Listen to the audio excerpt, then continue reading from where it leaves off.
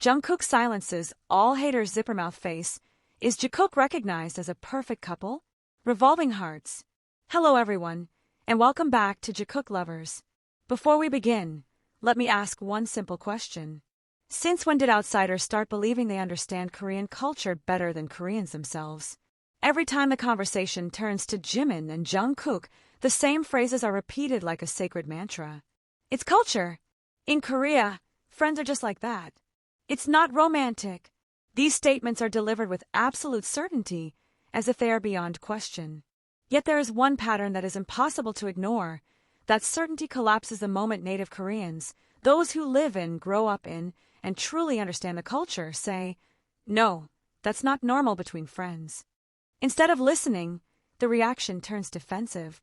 Korean opinions are dismissed as exaggerated, invalid, or accused of being influenced by fandom. And that leads to an unavoidable question. Why is the word culture respected only when it supports a preferred narrative, but immediately discarded when it challenges personal comfort? Today, we are not here to speculate or assign labels.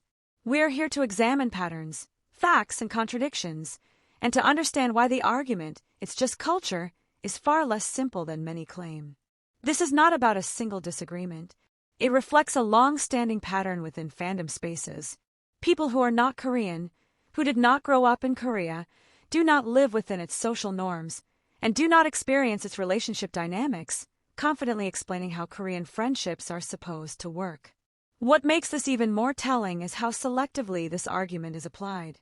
Not to all members, not to all interactions, not to every form of closeness within the group. It appears, consistently, only when discussing Jimin and Jungkook. If this behavior were truly ordinary and representative of all friendships in Korea, we would see it repeated with the same intensity across other relationships. But we don't, and that fact alone speaks volumes. This is not about preference. It's about observation. Jungkook does not treat everyone the way he treats Jimin. Not with the same frequency. Not with the same intensity. Not with the same touch. Not with the same gentleness. That difference matters. We are not looking at someone who is simply affectionate in general, but at a dynamic that is specific, consistent, and unmistakable. Let's focus on actions, because this is where the cultural argument begins to lose its footing. Jungkook feeds Jimin. He watches him quietly but constantly. He takes care of him through small, tender gestures, soft touches that are attentive and careful. Not exaggerated, not rough, not performed for the camera. What we see is intimacy that flows naturally, attention that appears even when no one seems to be watching. This level of attentiveness is not accidental. It is emotional presence. And yet, some still insist that all of this is completely normal in Korean friendships. But Koreans themselves repeatedly explain that while physical closeness does exist among friends, it is not expressed in such a constant, intimate way that crosses personal boundaries. Certain gestures, especially prolonged closeness and soft caresses, are more commonly associated with romantic relationships. The clearest example is the ear incident. Jungkook sucking on Jimin's ear cannot simply be dismissed as friends joking around. Even outside Korea, this gesture carries a clear connotation. And when Koreans themselves state that this is not normal between friends, the cultural excuse suddenly disappears. So the question remains, which is actually being believed, culture or a comfortable narrative? This is not about one isolated moment. It's about accumulation. These behaviors repeat over time. They don't vanish. They aren't confined to a single era. They feel effortless, automatic even. Some Korean YouTubers, who are not part of international fandom spaces, have also pointed out that Jimin and Jungkook's dynamic resembles that of an established couple. Not because of dramatization, but because of how natural their care, trust, and closeness appear. What truly unsettles some people isn't that Jimin and Jungkook are close. That much is already accepted. What feels uncomfortable is acknowledging that this closeness does not fully fit into the category of just friends, even according to the culture they claim to defend.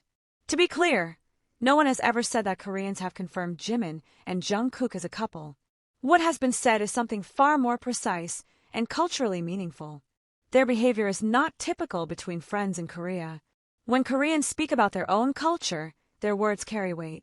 This is not fandom theory, it is lived experience. And that is why it feels absurd, and frankly embarrassing, to watch foreign fans argue with Koreans about how Korean culture actually works. In the end, this isn't about a lack of information. It's about denial. Denial of the fact that Jimin and Jungkook behave intimately and flirtatiously with each other, and that their bond resists being forced into the box of ordinary friendship. Regardless of labels, one truth remains undeniable. The Jikook dynamic is special, visible, consistent, natural. And when something that clear is constantly rejected, what becomes unstable is not reality, but the denial of it. Jimin and Jungkook are not trying to prove anything. They're not playing roles. They're simply being themselves with each other. And sometimes, the most genuine connections are never announced because actions, attention, and presence speak far louder than words. Thank you for watching, Jikook lovers. If you believe honest observation is always worth discussing, don't forget to like, subscribe, and share your thoughts in the comments with an open mind and without prejudice. See you in the next discussion. Purple Heart.